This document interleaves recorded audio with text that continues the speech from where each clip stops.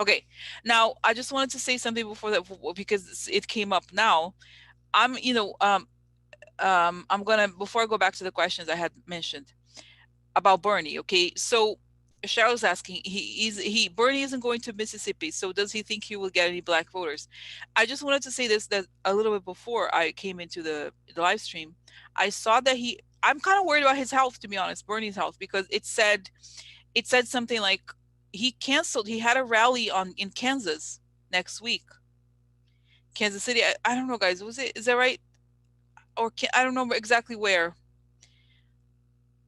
I don't remember. It was just like, I think it's Kansas. He had a rally that he had scheduled and he just canceled. And he said because of scheduling conflicts. So this is the second one he cancels. Okay, he was supposed to go to Michigan or something. The Mississippi one is another one. It's in other words, like, I'm sorry, backtracking a little bit. The Mississippi one I had seen, and of course I do think it has to do, goes back to his issue with black voters. Like he seems to not have a problem with, you know, with like, with canceling events related to, because he missed the thing with Selma on Sunday. He didn't go. And the second thing he cancels this. Now the third thing he canceled is this thing. It was supposed to happen in Kansas because there's a primary there. So I am myself, guys, I'm kind of wondering seriously, why did he cancel? First of all, let me ask about the one that, because it's, let me ask about Kansas first, because then we'll go, there's more issues connected to the Mississippi thing. Okay, so why did Bernie cancel the Kansas thing that he had just scheduled for? I think it's right. Okay, so what about, he's like, no, I think he's not going to win. He's like, we're not doing that great. Let's skip it. I'm not going to waste my time on it. He's like this. He's the type of, like, all or nothing type person. Like, nah, not interested. He doesn't want to do it. He's just like, it's not his. Okay, is his health? No, no. Say no. It's not his health.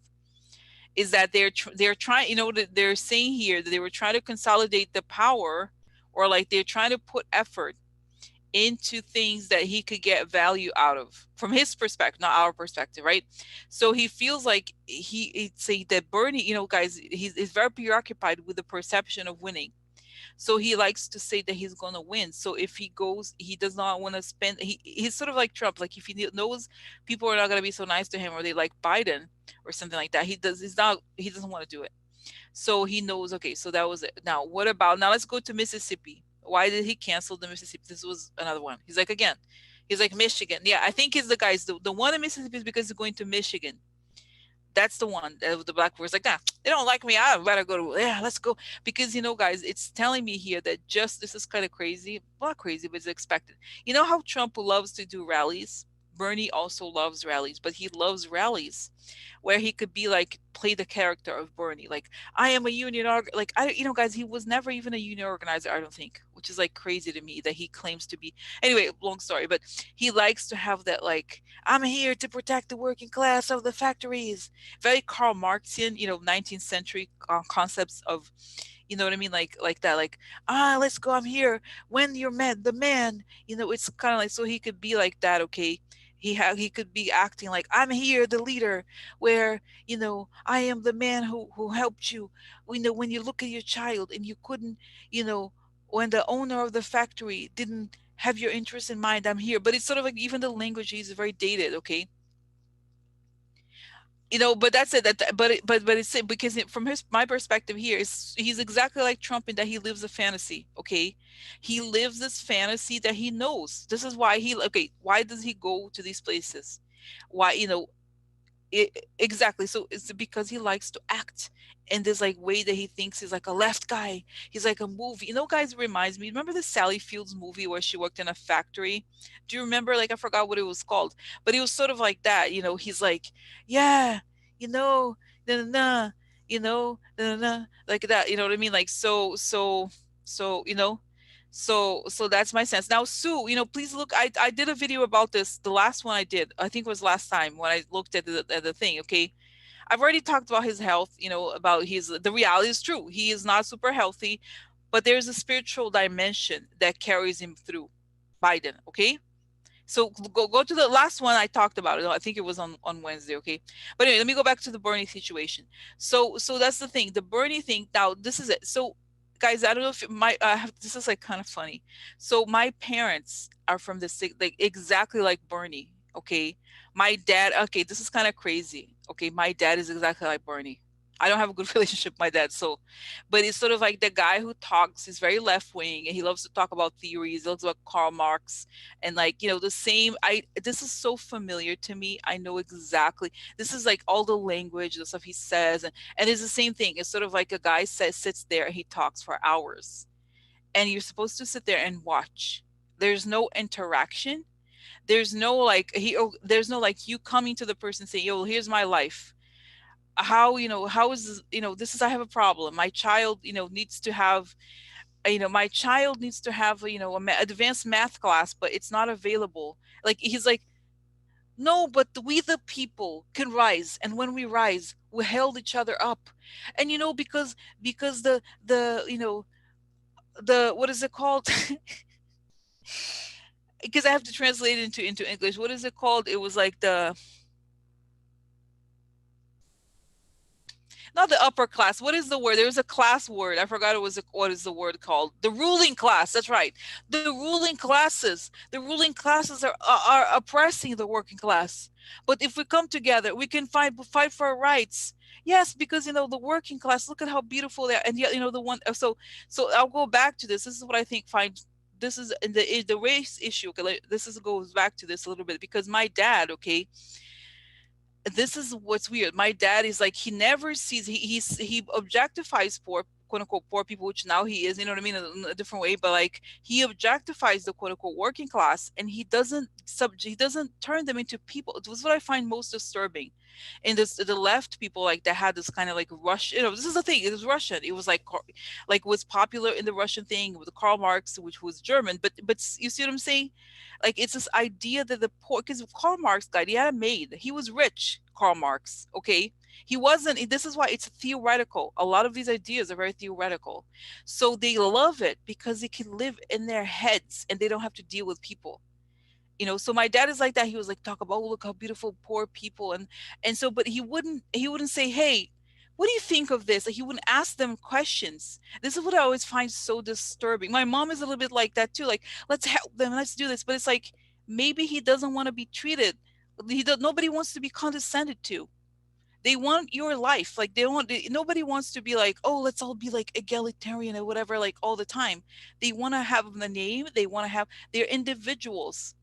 Like I'm very, this is how I am though, you know what I mean. And my parents, like, they're like, yeah, but they just, and the arguments that they make is that no, but there's no. And I've had so many discussions with my mother about this, like the whole thing of like, she's like, identity politics. Don't you know identity politics? It's not, it's a way backwards. Forget about it. This is how you get distracted. Everybody's talking about their thing. I am like this. I am trans. I am gay. I am a woman. I am Latino. I am this and that. She's like, they are like this. They get like this, and it's like, why? Because to them, it's so much better when you erase your subjectivity to the cause. But the problem, this is what I'm telling you. This is, guys, this is a TMI with my dad, is that the cause. What is the cause? You have to listen to them. The cause only they know the cause. I know the cause. You listen to me because I know the cause. You know what I mean? So it becomes about who can theorize better about the cause. It's not rooted in experience. It's rooted in theory. That's what I'm saying. And my dad was an academic. It's exactly the thing. Is academic. That's what I'm telling you guys. This is the problem with Bernie, is that he's academic ultimately. Just like my family. You know what I mean? Exactly. But this is the thing. This is the thing. It's like, so this is why. And then let's go back to the issue of why he does. Let's get real. Okay, I don't care what propaganda says. I don't care what anybody says. The reality is Bernie does not make an effort to get along with African American people. He doesn't, I'm sorry, he doesn't care. That's just my sense. And I don't identify as African American, but that's just, to me, it's so obvious. He makes no effort. He makes no effort. I'm sorry. This is like, I'm sorry. It's so obvious. Okay. He makes no effort. He doesn't show up. He doesn't show up. And you know what? Maybe there was a photo in 1963. That's fine. That's fine. There was a photo. Great. But you know what? If you look at a newspaper from 1963, a lot of people were in a lot of photos. It's not special. It is not special to be in some photo. because a lot of people are on photos in the 60s, okay? So, you know what I mean? So, so he's like, reminds me of my husband, old friends, bunch of hippie war, exactly. My dad's what I'm saying. Like, so it's kind of like, guys, this is the thing. It's like, and so this is the thing, and this is my theory, but let me look into this, okay? Let me look into this, because my theory is the following. The reason, okay, why he doesn't like, let's say he doesn't, yeah, he doesn't want to deal with African Americans is because the African Americans were there, okay? They were living the struggle. They were living the day to day. They were in the civil rights every day. You know what I mean? You know what I mean? Like, so sort of like, okay, so it's sort of like they were living it. So then when he's confronted with them, he can't talk about the struggle because he wasn't there. This is why and then I'll ask about it from a reading perspective. But that's my intellectual interpretation, because my sense is that when he's confronted with stories from African Americans and the truth about the African American experience, he can't put himself as a victim, because I think just like Trump, his shtick is that he's a victim. He's a working class guy. He's like this, but you know what I mean. So this is the thing. I feel like that's why putting racism aside, okay, is that he hasn't lived it, and so when he's confronted that with African Americans, he retracts because his persona was about that. Okay, so okay, so then Audrey's saying he makes me angry trying to politicize all the things that I and my fellow commentators exactly. So, but the sad thing, guys, is that even there's some of us who still think, oh, but there was there was a photo of him in the '60s. That's enough, and we don't really seem to understand how much more African Americans were like. Just like that's just a fact, okay? That in those years, like it's still hard, but it was so hard. People could die, just seriously. So it's kind of like, how could you? This is why my sense is that really is that he, and it's not to say, guys, is not to say is that he wasn't there. He just wasn't there, and it's okay, guys. I'm not saying that everybody had to be there or whatever, but yes, you had to be there when you make it your brand. When you make it your brand, yes, you have to be there, because guys, the Bernie example to me, especially as far as African Americans are concerned, is like I've been to a couple of protests here near, like in downtown New York, about the in 2014, about police brutality. I would just walk. Went on the street. I walked, and that was it. Okay, what Bernie did is equivalent to me taking some, maybe I trying to find a picture from those days and saying that I'm some kind of leader. Oh, look at me, I'm a leader when this was happening. When I'm a leader, it's like, no, I'm not a leader. I barely went. Okay, I cannot claim to have been around. Seriously, this is the truth. It's sort of like it's like it does nothing wrong with the fact that I was not there, and I cannot make the claim that I was. Like, you know what I mean? As what? There's no point, because it would be like hilarious. Like, how could I do that? Because then the other thing that you do also, if let's say this is an easier example, because it would be like about me, like, for example, so then I could be like, oh, no, I participated in police brutality protests. I did, but I didn't. I walked for like half an hour, whatever, however long, and then this is what I did, and that erases everybody who actually did work, who actually organized things, who actually made these things happen. It's awful, because when you make these claims, not only do you lie, not only do you do you like yeah, not only do you lie, you all misrepresent what the truth about who you are, but you also erase all the people that actually did the work. You don't give them credit. You know what I mean? Like, if I let's say that one day, like I say, in 30 years, I'm gonna be like having this platform and like I'm against police brutality. I can't say that because I didn't do it. I didn't do anything about, like, I didn't do anything significant about it. But if I wanted to make it my platform, I would have to look for all the leaders and say this person was there. This is like, you know what I mean? So you know what I mean? So this is why, and I think a lot of young people don't seem to understand that this was like happening everywhere, and that, like, it's like, no, he's not. It's like the way that it's told, it's almost as if he's like some sort of special hero in the civil rights era. No, there's heroes in the civil rights era. I'm sorry, Bernie was not one of them. It's just a fact. He was not a leader in the civil rights era. That's just a fact. He was in a protest once, but that's it. Like that's, and it's not that it wasn't nice. I'm glad, good for him, that he was. But that's like the way that he's, it's like it's almost as if like it's fraudulent. Exactly. It's like exactly. Exactly. So exactly. So this is it, it's kind of like if you're it's like, and the thing that I find the most strange is that you're not there. That's fine. You don't have to be. You don't have to be. It's not that anybody's expecting you to be. What is important is that you don't lie about who you were. It's kind of like that's what is disturbing about it, is that he is not who he says he is. That's the problem. And that he tries to cast himself as some sort of hero when the heroes were the anonymous people, like guys who participated, you know what I mean, like Audrey and everything, you know so exactly, Audrey. Think about it. Nobody there, I've never heard of one person in the era who said, oh yeah, Bernie was around, Bernie was doing this or that. Like, no, he wasn't. So the fact that, and the other thing is like, I just, like, I'm sorry to go on a rant like this because I find it so upsetting when people don't ask why aren't any African Americans speaking about Bernie, because he wasn't. And it's almost like it's like, this is what, but patriarchy still works because he said it, therefore we trust it. No, it's not how it is. You have to trust the people who are there, who have to trust people who are there. Okay. Like, I'm sorry, you have to trust, ask the people who were there all the time. Why, just ask them, because you should not be, it's not because there was propaganda that said it that is true. You have to ask the people that were there, why wasn't he, why isn't no he's no, because I watch a lot of documentaries. Okay, I've never seen him in a documentary, ever, never. And if he was like a lot of, if he was like a famous leader, I'm sure I would have read about him or have seen him. Okay, so that's not true. It's like, so that's why I urge people, to like stop and ask yourself why. It doesn't mean that he's not maybe he's not a bad person, but it's troubling when you lie about who you were. You know, socialist, share socialist spin doctor is very funny. Okay, so anyway, so this is like the nth time. It's not, let me ask the question. Let me go back here to Audrey's question. Okay, so what was the question here? Okay, what? Okay, doesn't understand he can't win the, okay, doesn't he this is Audrey, this is the basic question. Does Bernie understand that he can't win the nomination without the black vote? This is the thing. Does Bernie not understand that he can't win the nomination with the black vote? No. No,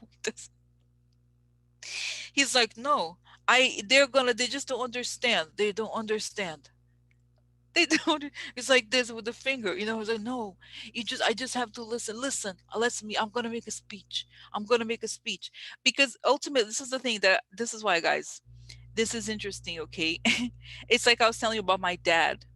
Okay, this is the thing that I was telling you about my dad. Is the same story. It's sort of like he doesn't understand the concept of subjectivity. He likes to see everybody as like poor and like the mass that he wants to help. But he doesn't want to help you on a one-on-one level. He doesn't want to listen to your story and to listen to make you share the specificity of what you're going through. Okay, that's the thing, because there's no nuance in that world. It's sort of like he read the book, he talks about the book, he talks about the utopia, and not about the reality. He doesn't like reality. This is the thing. Lives of African Americans are too real for him, honestly. He doesn't like it. So he doesn't. And this is why, guys, in the way is that he thinks that it's all about it's like what he thinks, he's a messiah. He has, the idea of messiah complex is a person who thinks, he's like, I'm here, I'm just, all I have to do is preach. I'm going to preach and people are going to be converted. They're going to be converted when I speak. They're going to be converted. Oh yeah, they just have to be converted. They don't want to listen. And I think, because he said before, did you see how he spoke about Jim Clyburn? He was like, Jim Kleinberg would, he said, it was that Jim Kleinburn's politics are not my politics, he said. That's how he spoke about this leader. Okay, this African American leader in South Carolina whose votes he needed. Okay, not votes, but he needed the support. Even if he was not going to get all the delegates, he still needed to pay his This is the thing: pay his respects. He needed to pay his respect. He didn't pay his respect. And I'm sorry. I have to get it worked up. He didn't pay his respect. He has to respect. He has to pay the respect. You know what I mean? this is the thing, you have to respect people in order to earn their support. It's not like this. But then this is what I'm saying, guys. I think he believes that it's all about him. It's like it's a one-way street, honestly. It's all about him talking. Like, he's not really that into, to be honest. Exactly. Instead of living. Exactly. He talks about he's not interested in a two-way situation. He's not. And the thing is, what I'm understanding here is also like for him to acknowledge that the African American experience is different from his experience means understanding subtlety, and he doesn't.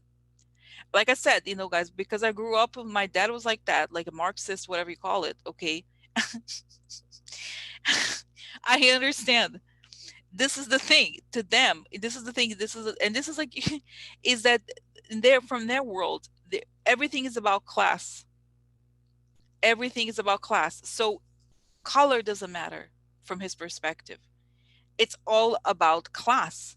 So he doesn't, if you say to him, okay, I'm African American working class, it's not that, he doesn't understand, because first of all, not only does he have the inability to empathize and to listen, he's also only about the 19th century. Okay, he's a 19th century person. The thing, he's like what is it called, um materialist. Is that there was like, what is it called, a Marxist materialist. Okay, that was like a kind of it's like essential, there was I used to, because I heard this, guys, growing up. Seriously, I'm not kidding. Okay, so let me just actually, it was like, that's right, material. Okay. Okay.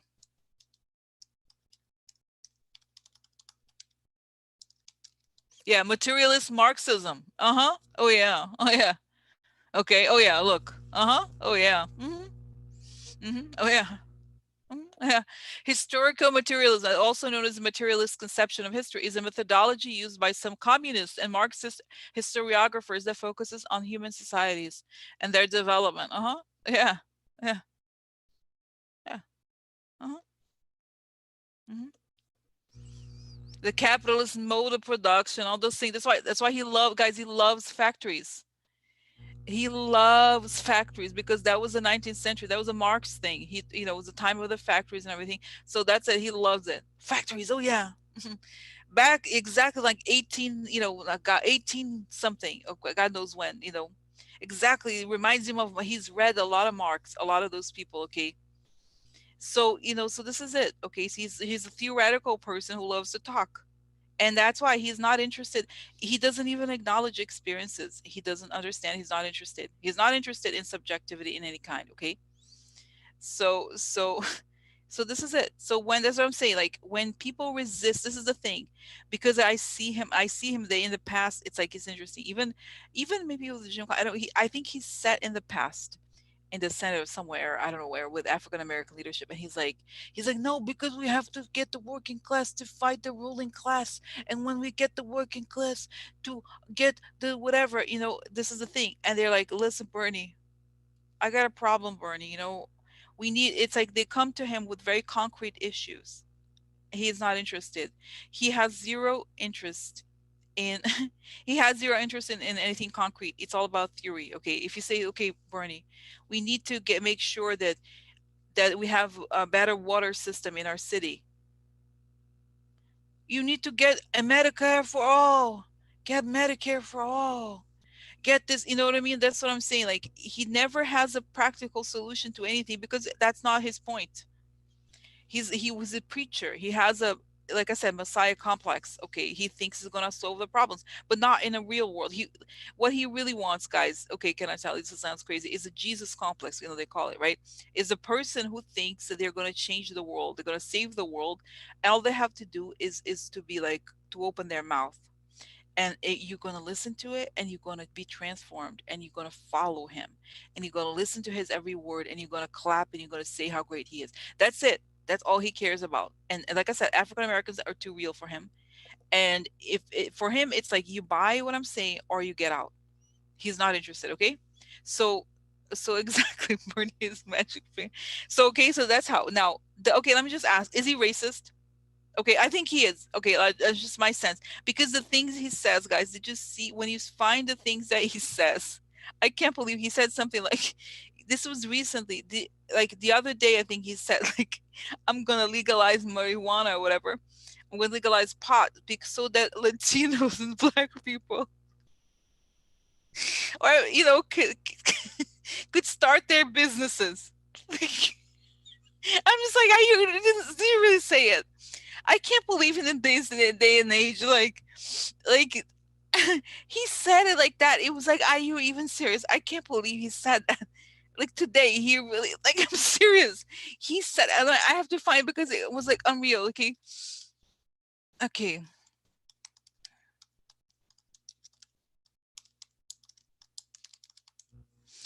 Seriously.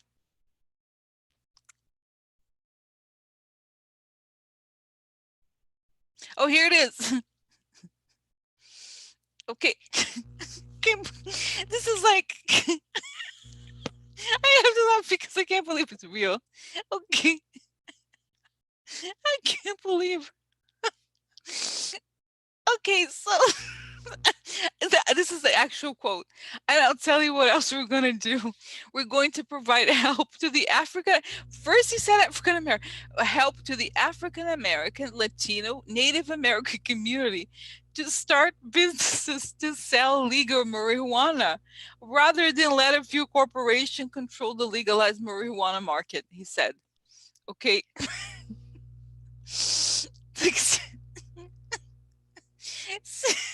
Seriously, like, I mean, come on, like, okay, I'm sorry, but is that like, I'm sorry, do you have to be like really? This is like really, like, he has, he doesn't have, it's like, seriously, okay, I'm sorry, no, like, so no, okay. Did he say, okay, for example, we want to make, did he say, for example, we want to make sure that African American kids can go to Harvard Business School, or whatever, like, I don't know what, like, start their own tech companies or something, like, does he have to say, it's kind of like, I'm sorry, that is wrong, it is like unreal, it's unreal, okay, so, so, okay, so anyway, so that was the quote, okay, so this is why, okay, so okay, so now, okay, so does Bernie and his team, again, let me go back here, does Bernie and his team get it?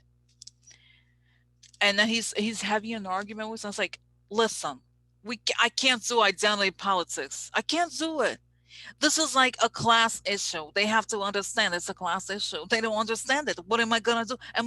No, they start talking about slavery, I don't know, this is not this is not what I'm talking about, I'm talking about class issues. If we fix the class issues of America, we could do, they don't get it, they don't get it. Okay, so this is it, he doesn't, it's like, so like, so like, what I mean, so like, so that's the story, you know what I mean, so he doesn't think, okay, like, he doesn't, you know what I mean, so that's it, he's only interested in the class system, and that's why, and he think, okay, and like, does he acknowledge the fact that in the Democratic Party you need the black base to win? That's a fact, it's a fact. Does he think, oh, guys, this is, oh, that's it, that's it, I got it, okay, so no, because this is the thing, that's what happens to him. This is what it explains here, okay, is that he thinks that this is why they were quoting the Joe Rogans of the world, is because to him, this is right, he wants the, what he calls the working class, is people who are willing to fight the class system. That's how he sees it. So he thinks that those kids who voted for Trump were angry, who are the quote unquote angry white, not white, he didn't say it like that, but the angry working class. Because I see him not, he doesn't see like we think. He doesn't think in terms of the Democratic Party. He thinks he can appeal to a broad number of the population who feels disaffected and angry. And that is they're going to follow him. They're going to believe him. Okay, exactly. So this is it. So in other words, he's not actually interested. This is why. And you know how, okay, this is the thing, guys. I now I understand it. You know how he made a claim there was going to be all these new voters, they were going to go vote for him. You know how he said it?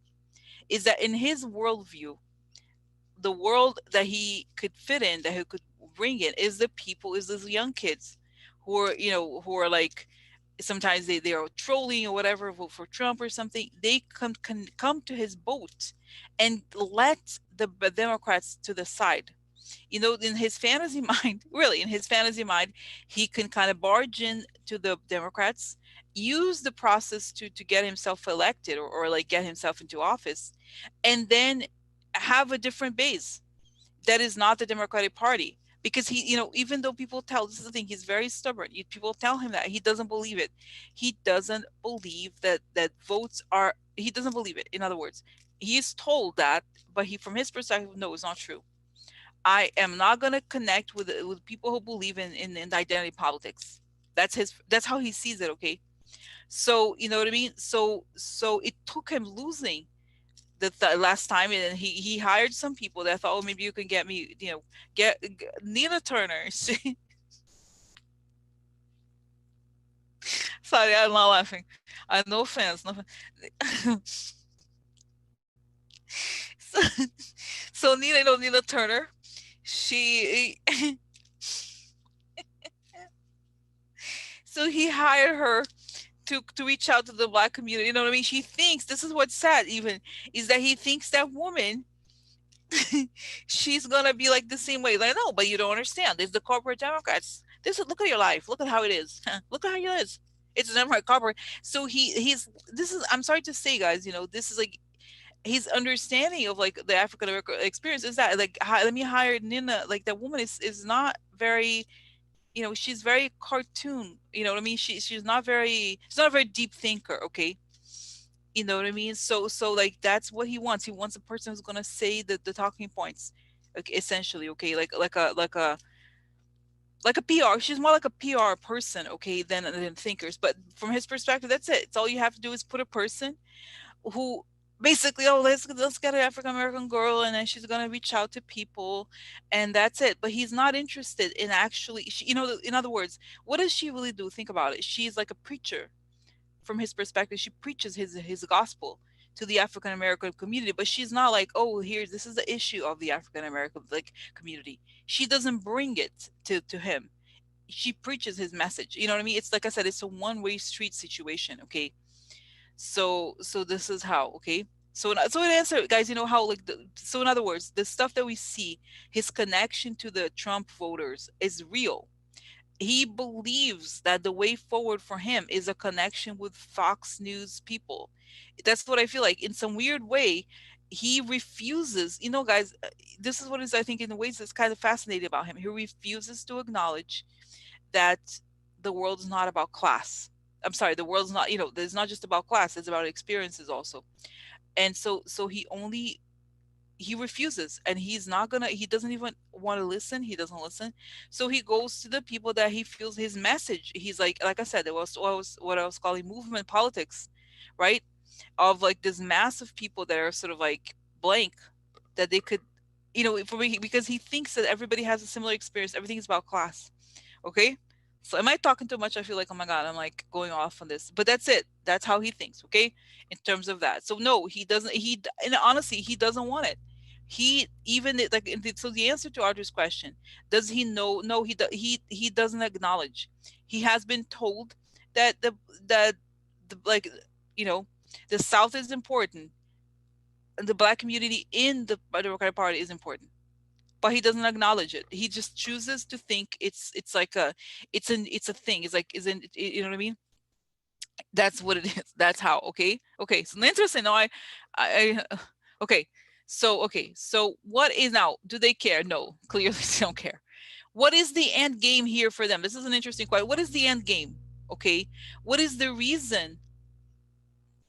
You know, the more, okay. So what is the reason? Like, what is the end game here? Does he understand what's going on? That he's using this hate thing.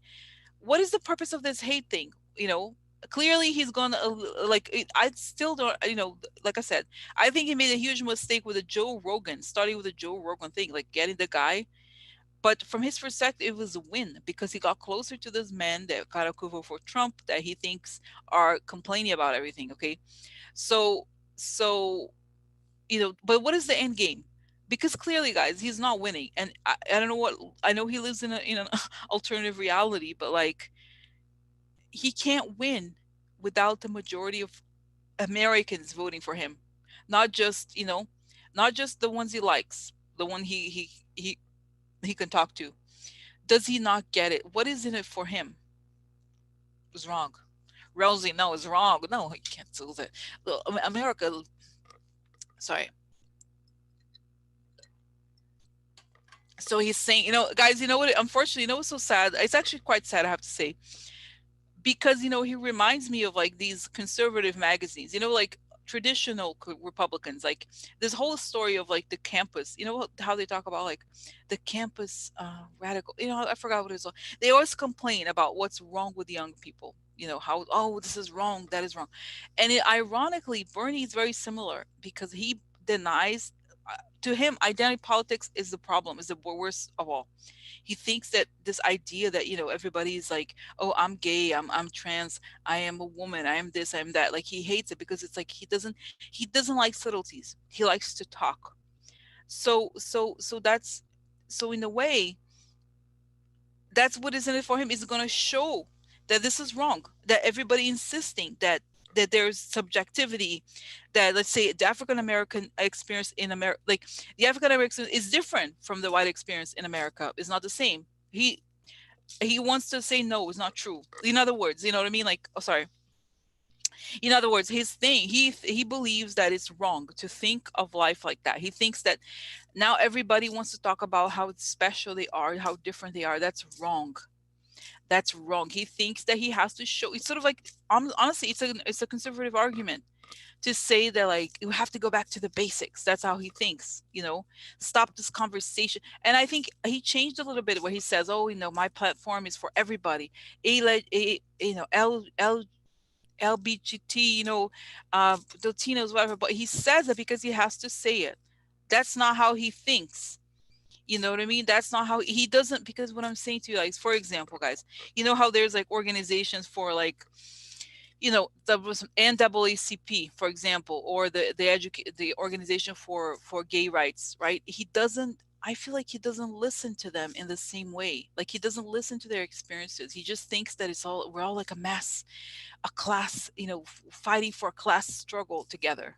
That's how he thinks about it. He doesn't think about how, like, for example, how different it is even to be a gay man versus being a African American woman. He doesn't understand the fundamental differences. That's why he lacks empathy. So, okay, so in other words, he wants to go. That's it, guys. He wants. It's like very past to me. He wants to.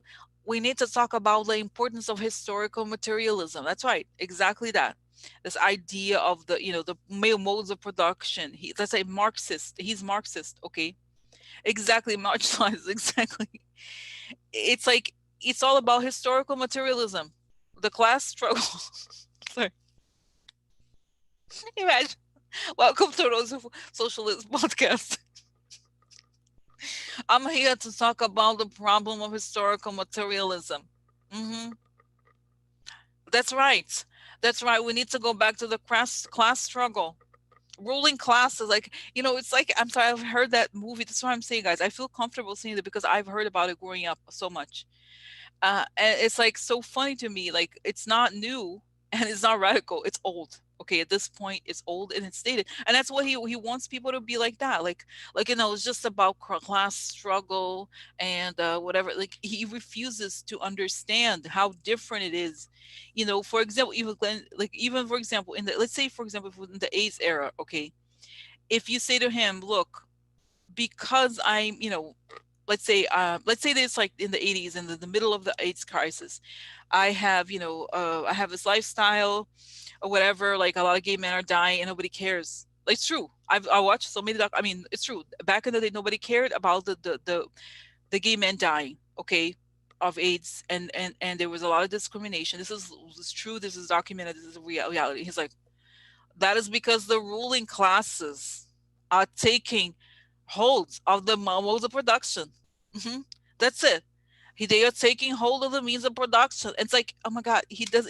Some say like you can't. The way when you say that something to him, he doesn't understand it. He's not capable of saying something like, wow, what can we do to educate the population about the realities of HIV, or that, to diminish the amount of prejudice. Like he doesn't think like that. He's like, everything has to fit into his 19th century Marxist idea of the world. And that's why it's very frustrating talking to him, because he doesn't, he doesn't get it. He doesn't get it. Exactly. Exactly. I know exactly. Reagan was horrible. I know exactly. I know what you mean. But this is what I'm saying. If Bernie was handling that, how would he handle it? He would still not be able to address things in specific ways, because even if you had to say, because you know how it is, guys. Even if you watch the doc, I really highly recommend the documentary about ACT UP. Okay, because it's like I didn't know this. They were amazing. They really changed medical research, because again, they were specific. They said, okay, the problem is not just prejudice, not that people are dying. They're like, it's a plague, we're dying, it's a plague. Here they would do all these things, these movements, and then they change. It's like, you have to speed up the research. And those people that were in ACT UP, they were some of the smartest people in the world. Like, really, they were so smart. And so they would read they would read every single piece of research. Yes, ACT UP. That's right. Is every single piece of research about medical research, and they would educate themselves. They would educate everybody, and they changed how medical research and medical trials are done. Exact. So this is it. So this is it. And so he would not be able to deal with them very well, because he'd be like, all he would talk about is that. It's like, oh, because the ruling classes, you have to watch the boss and the ruling classes, is because of his salary. He makes more money. He's not interested in fighting for the working class. And it's like, no, it has nothing to, because guys, for example, even the from the documentaries I watched, like the gay men that were suffering ways, some of them had a lot of, it's not about class. Some things aren't always about class. Okay, I'm sorry, there's just, so that's it. He has a very limited worldview. Okay. Exactly, right? So you know what I mean? So, and right, it's lots of, exactly. So I really respect, guys, the era to me is like amazing. So this is the thing, is like, what kind of subtlety, ability to understand the complexity of all those things. Okay. Okay. So anyway, so yeah, I'll talk about this stuff later, okay, Debbie, but I need to go back here to the stuff. Okay, so what is the end game here for them? Is to change how America sees itself. Is to say, to frame the American story as a class struggle. That's it. It's to change the stuff, the class struggle situation. Okay. Okay. So next, yeah. So by the way, Debbie's announcing here that there was rumors, okay, that Mulvaney was on his way out, but now he recruited Mark Meadows to be the chief of staff. Mulvaney is now special envoy to Ireland. So, because guys, I feel just quickly, I got a flash about this. He's still angry at Mulvaney for doing that press, remember the press thing that he did, that he admitted that Trump was doing. So what, quid pro quo? That's exactly, remember how he's still angry at him for that. Okay, because how he was acting, chief of staff, he was not real, he was acting. Okay, so he sent him away to like a faraway country. Okay, get over it. That's why, get over it. That's what he said. Get over it. Get over it, Wolverine, get over it. Okay. So okay, so still, guys, I'm sorry. Oh my god, oh my god, I'm not talking about so many things to talk about. I'm still so behind. Can you believe it? I'm gonna continue. Okay, let me okay, focus. I need to focus. Okay, so okay, now I just need to finish the question here about the. I'm not gonna look at the comments, guys, because I really do have to address this. It's important. Okay, so what about the Bernie Bros? Did they really? What is the point of attacking people? Okay, what is the point of attacking people to them? What is it like? No. Oh, it's like, okay, interesting. So they have a point from their perspective. They have to make people angry. That's it. They think that anger, oh my God, guys, it's so sick. They think that anger is how you have to get people angry so they rise up. Let's go rise up for revolution. That's it, guys. This is like, we already knew that kind of, right? But it's saying here that he wanted to recruit these men to be part of the revolution. Look, it's like, let's look at the Bolshevik Revolution. Young men in the Bolshevik Revolution. They took to the streets and they took down the ruling classes. That thing. He thinks that a revolution is made out of anger. A lot of people are angry, so they can't, like, this is the time. He thinks he's like Lenin. Those people, like, I don't know if you know the full history of the Russian, the Russian Revolution, Russian Revolution, really. So is like those people, he wanted to be like that, like a Lenin, or like whatever, the guys who were more like the intellectual part of the communist kind of thing. It's like, let's get the young men to rise up and take down the ruling classes. That's it. That's what it was. They want the guys, and this is what when I say when, and this is the thing, guys. You know, Brazil had a military dictator. Like, if you haven't seen what revolution means in practice, like people think this is so romantic. It's not. It's bloody and it's awful. I'm sorry. It's like it's not, people die, okay, in these situations. There's a lot of blood, there's a lot of like it, this is not America's not like that. I'm sorry, it's just not. It's not like that. You're gonna like be like killing people because, you know, they have a house or like, you know, this is the thing they were, that's they waiting for. They're like, oh, let's take down the billionaires and the thing, and it's like, no, it's you're even if this, let's say they do some little revolution, you're gonna kill the economy, okay. Like, I'm serious. Like, you have to get good jobs, change the system, the way that benefits work. It's a very detailed thing. It's not like grand plans. So to them, that was the agenda. Anger is the point. That makes sense to me, actually. From their perspective, you know, from their perspective, that's it. It's about anger. Anger is the fuel. Anger is the fuel of revolutions. Oh my God, that's it. Anger is the fuel of revolutions. That's it. Anger is the fuel of revolutions. That's it. Exactly. Exactly. And you know, guys, let's get real. No wonder the Russians are so good at the trolling situation because they want to make people angry and they want the people that are angry to join them. That's it. That makes perfect sense because it's easy from them, you know? So, okay. So, what about when they're told that those people are annoying and they were not going to vote for them? They are not aware that America has a problem of a class structure. This is the class structure of America. They are not aware. They are not aware. Okay? It's like this is it. He thinks is that you just don't know it yet. You don't know it yet. That's it. That's it. He don't know it yet. But this is something good is coming. And they, you know, guys, can I tell you? So, oh my God, this is so weird. Like how Bernie reminds me of my dad. You know, my dad was not a very nice person, to be honest. Okay, but he would call me. You know, he would call me because like, I know you. You're a petit bourgeois. He would call me petit bourgeois. Okay, because you know, this the revolutionary circles or whatever, you know, the whole thing is about throwing, what is it, throwing taking down the bourgeoisie, right, the bourgeoisie. So if you know history, what happened is like after, you know, in the French Revolution, we started after that, after they took down the, you know, the whatever, the kings or whatever you call it, then you have the bourgeoisie, which is the merchants, right? So they call me petit bourgeois, which is like the small storekeepers. And then they went, "Oh, I know you, I know what you're about. You're petit bourgeois," which is like a small bourgeois person with, you know, you like to have your little clothes, your little makeup. You're petit bourgeois. You know, they used to call me like, because the beautiful thing is to be the what is it, peasant, is that's what's beautiful, you know. That's it. It's like, is this is all these guys I know, I'm like I said, I'm familiar with this. That's what it is. The women, they are just petit bourgeois with their bourgeois interests, you know. Exactly. He interesting, Bernie has not left the 60, he wants the youth to be the anti-establishment. Exactly. So this is it. He ultimately thinks that what we're complaining about is a bourgeois thing.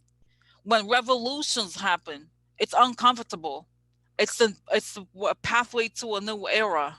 It's a pathway to a new era, and you have to. You know what? There may not be concealer for you tomorrow. There may not be a concealer for you tomorrow. You have to, but really, like, this is it. This is it. You have to get used to it. Okay, you have to get used to it. That's what he thinks. He thinks that that's what, you know what, revolutions are hard. Because it's hard, because all I do is wag my finger. It hurts my finger. I'm wagging the finger. You know what I mean? That's it. He wants to be Lenin, and that's why he likes like that. He's like, he admires the revolution, the revolutionary call. You know? Yeah. Seriously, you have to. And the Soviet Union, I love the Soviet Union. When I visited, there was no Maybelline counter. Yeah. There's no makeup in the drugstore. When people go to the drugstore, all you have is pharmacy things. There's no conditioner for frizzy hair. You know what I mean? So this is it. He wants us to suffer, to have this kind of revolution, okay? Exactly. He wants to like have this overthrow. Seriously, guys, I'm not kidding. I know, because this is why I was like so alarmed by this, because this language is very familiar to me, and I know exactly the story. When people talk about revolutions, they mean overthrowing people, taking down the bourgeois, and like having like those people, the street people, like take over. That's it. It's not cute. Okay, it's not a conversation. It's an overthrow. That's why. And that's it. And I think, guys, that I see Putin like laughing, ha ha ha, provoking. It's true, guys. This is all it, and he bought into it. Okay, so very interesting. Okay, okay. Wow. So yeah. So okay. So then what happened? I've already talked about it. This day is very interesting because then we're getting more in depth into it. So when Elizabeth told him about this, okay. So when she told him about it, what happened? Elizabeth, I'm here trying to achieve the revolution. I'm sorry, I don't know who these people are. I know there's a lot of hungry white men who are trying, not just say white men, but it's like he seriously, he was like he likes the anger. In other words, he likes the anger. He's not apologizing for it. He thinks that if you don't have anger, you don't have revolution. That's it. He thinks that anger is like you need the revolution. Okay.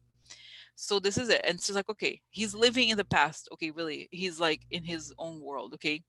So now, having said all of this, okay, so then back to Warren. How will her voters decide what percentage will go to Biden and Bernie? Okay, now that I feel like I understand, okay. So what percentage is going to go to Biden and Bernie for, say here, 88% Biden, 12% Bernie, okay? So that's it. I'm not saying this is exactly because the same, guys, the same way, because I feel like our understanding, because that then it's very, to me now I totally understand the difference between, what is the difference between, for example, Elizabeth Warren's idea of a progressive world and his, is that his world is actually very regressive, is a 19th century idea of how America should be organized. She is not like that. She's thinking practical ways to change things in concrete ways. She's very concrete and very practical. He is not. So I think the reason why we gravitate towards her is because she gets things done. Okay, so therefore, I don't think many of us believe that he's similar to her. Right, guys? So I mean, I just know from talking to you, very few of you think that they're similar. Is that I think the similarity between her and Bernie is very superficial. Okay, is relative, because I think he's very old fashioned. He's like a Marxist guy. Okay, he really is like a Marxist person, like from the 60s exactly. So it's like he's a Marxist and he thinks like that. And if you don't, that's the only world he understands. She is more, she's fresh and she's about the, okay, okay. So, oh my God, guys. Okay, let me now. I'm gonna try to like cover things. Okay, so okay, now GOP senators. Now this is the guys. This it wasn't even talked about. So there's all this propaganda claiming that AOC was saying, oh no, but Bernie is the best guy to beat Trump. This is not only not true, but this, if you click, I added this article after I had already posted.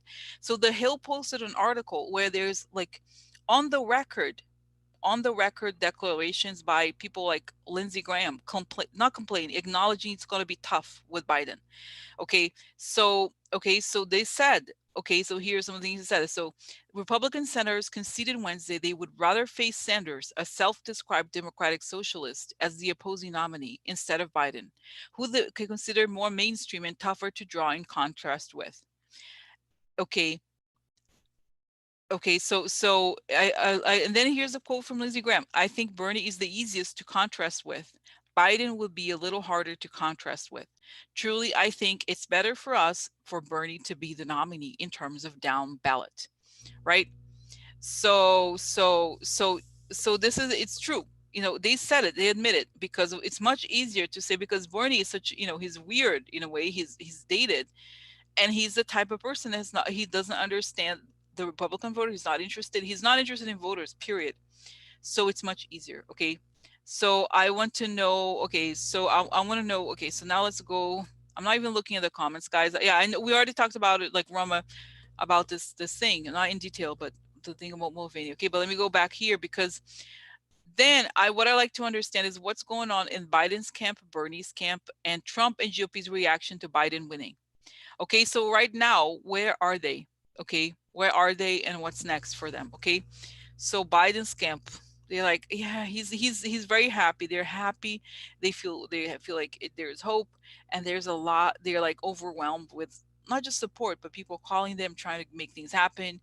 It's a new world for them, and they feel like, wow, wow, it's almost like a miracle or something.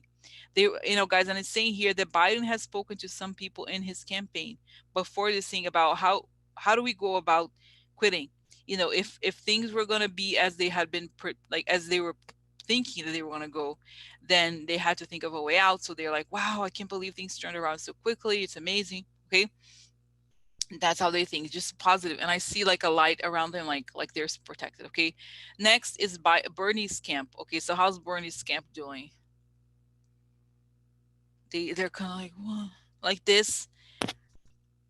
They don't know what to do, because they're saying that Bernie has been from the day one has been about separating, being angry, the anger thing, attacking. That's the thing. It's like, it's a revolution. Revolutions are hard, whatever. So then they're like, oh, I guess. And he would talk to them, or the campaign people would be like, no, but revolutions are hard.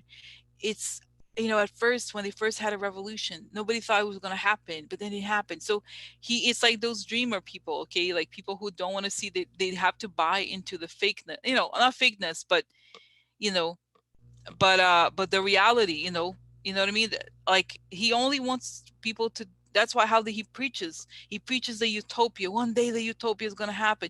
They buy into it, but it's not how it is. Okay, so but he's still trying. Like I said, guys, okay, here's the problem with the Bernie campaign. From really objectively speaking, they're dated, and they can't change. Like Bernie, Bernie is very stubborn, and he's been the same person like for like 100 years or whatever. So he doesn't understand that he's being rejected because he thinks that he has the best system. Does it make sense? So he can't, you know. Okay.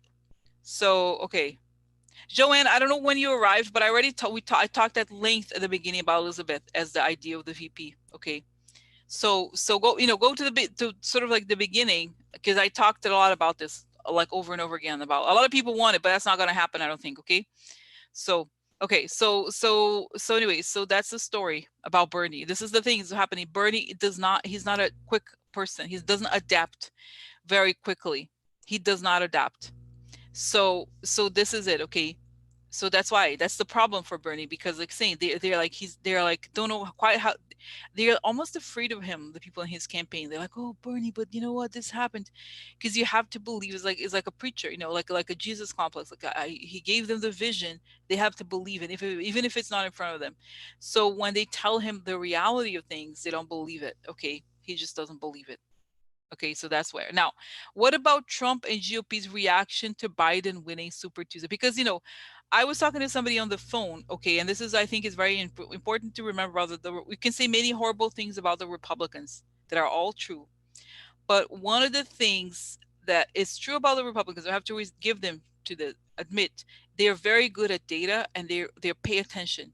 Even though they act stupid, they're not stupid. They pay attention to data, and to the, to they know a lot of things like that. They're very good with those types of details. So I think they okay, let me tell you what I think they talked about it in the article, but let's see here.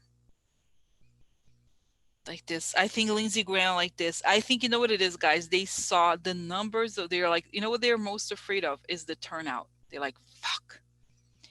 Because you know what it is, like the amount of, they're very good at voter suppression, but they're like, damn it, the amount of people wanting to vote is enormous. And they know that, unlike, guys, okay, that's the other thing I wanted to ask.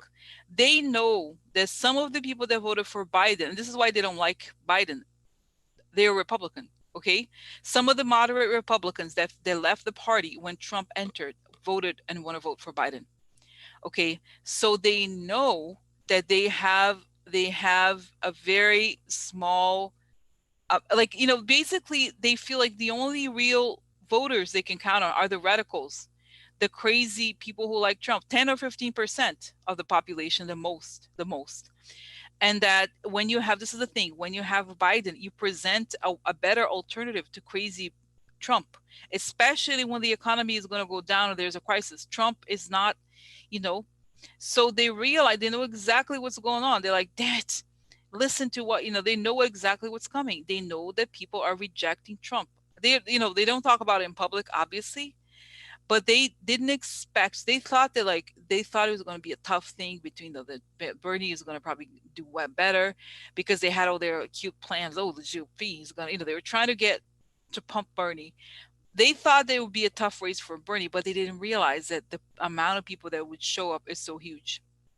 And guys, because they're saying they know that even in Republican districts, the numbers, they like I said, they keep track of numbers very strongly, that the numbers of people who voted are insane. Like, damn, oh my God, they have no idea what the hell. They're not even talking about it. How could they not talk about it? Because basically what they're most afraid of is not even Biden. It's not even Biden. It's the fact that the Democrats have already taken Republican votes. Not just votes, but they have converted Republicans to Democrats. That's their biggest fear, and it's happening. In other words, and this is why, we were right to reject Bernie, because it's what happened is Trump made the GOP the party of radicals, like the party of like not five people, but certain people who believe in very strange, extreme ideas. And if you don't believe, this is the thing, the extremist idea, you're out. And so great, they achieved that. But in the process of achieving that, they kicked everybody out. And if you let those people vote, think about it. They lost their voice, right? Get prepared for voter suppression. But at the same time, they are feeling like, you know what I mean? Because I think voter suppression works best in the muddiest kinds of situations. But right now, it's harder and harder. I think they have, even guys with the Bernie situation, like, you know what I mean? So like, it's crazy. It's crazy. It really is crazy. Okay. So like, oh my God. So this is it. Okay. They're like, damn it, we lost their biggest fear is realized and the biggest fear is not even Biden, is the fact that they lost the Republicans. They lost the Republicans. This is how serious it is. And okay, so what about voter suppression? They're like, yeah, we have this stuff in place, but they're saying not for this volume. The volumes are huge. The volumes are huge. Like the amount of people, and they're saying, the other thing, guys, what I think is really interesting here is that it doesn't seem, because they've been attacking Biden for months, right? Years or whatever, months mostly, okay? They thought that the situation is done. Oh yeah, great. We have, called him names, we have done all the things, now he's the boogeyman.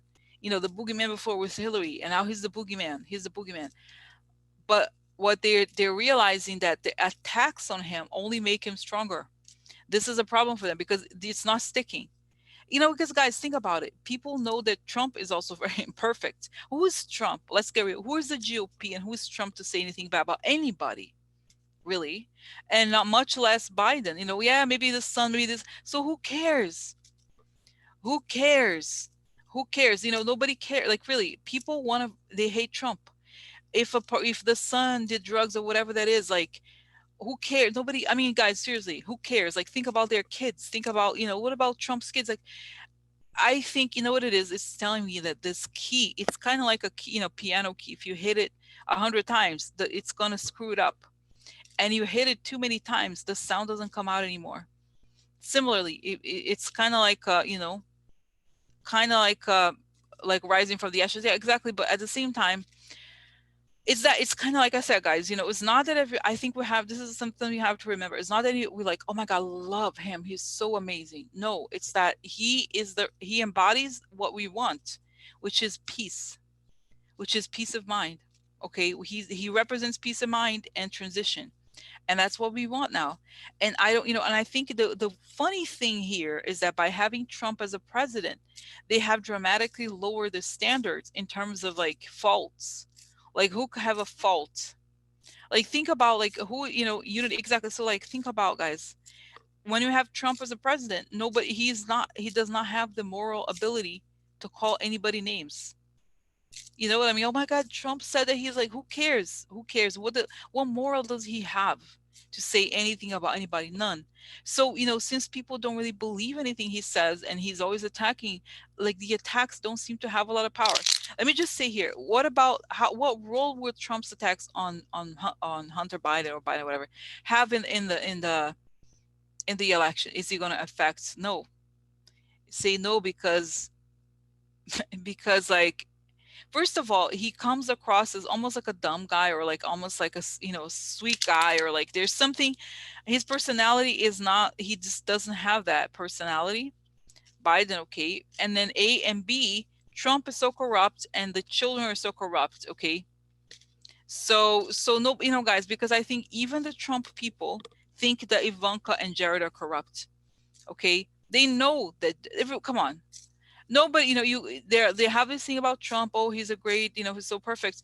But even they know that their kids, even they know that their kids are corrupt. No, people are not that stupid. Okay, so it's kind of like, he, it doesn't work, and that's the thing, guys. I think, like I said, I think Biden is going to go through a process in the next few months where he's going to feel more comfortable being vulnerable, and when he does that, it's going to be like showstopper. Nobody's going to beat him, guys. Once he opens his heart and he shares his life story about, the things about the sons, the one that the brain, and how he feels to be attacked, I think he's going to win. Because, guys, let's get real. Women are a big part of the vote. Okay, we care. Like, when we see a person, like, we're going to be empathetic, and that's what they're saying. This is the And, guys, Clyburn said some. I was watching his interview. He said something like, it was too intelligent. Hey, we have to talk about feelings. He said it. He's like, Biden has to rely on feelings. He talks about emotion, not so much policy. There's too much focus on policy. He's saying it's exactly right. We don't need. And guys, for example, I got an email from Move On. It was like what is it called?